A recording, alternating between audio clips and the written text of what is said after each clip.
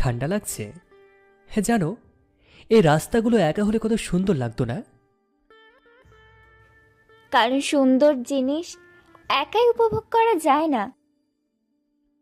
কথাগুলো খুব সাধারণ, কিন্তু এই সাধারণ কথাগুলোর মধ্যেই ভবিষ্যৎ লুকিয়ে থাকে।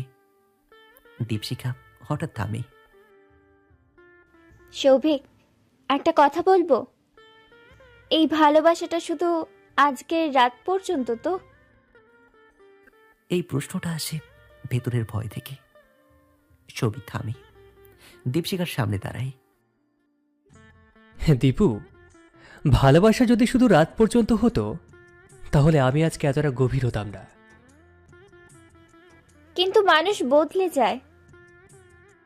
হ্যাঁ, কিন্তু আমি চাই তোমার সাথে বদলাতে। এই কথাটার ভেতরে একটা নীরব প্রতিজ্ঞা লুকিয়ে আছে। রাস্তার পাশে একটা স্ট্রিট লাইটের নিচে দীপশিখার চোখ দুটো ভেজে ওঠে। আমি খুব শক্ত মেয়ে নই সৌভিক। তাই তো তুমি আমার কাছে শক্ত।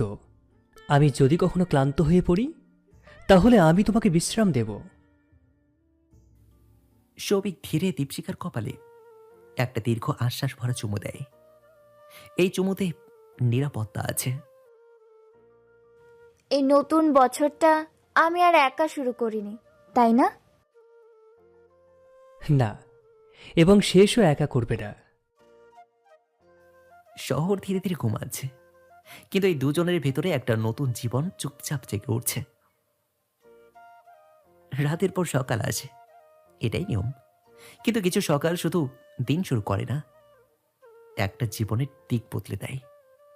নতুন বছরের প্রথম সকাল, হালকা কুয়াশা, রোদে নরম ছোঁয়া, ছাদের উপর দুইটা কাপ থেকে ধোয়া উঠছে। চাটা ঠিক হয়েছে? হুম, তুমি যেমন পছন্দ করো, কম চিনি।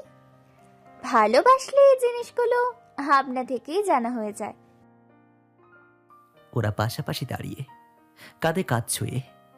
নতুন বছরের প্রথম আলো ওদের দুজনের উপর একসাথে পড়ছে।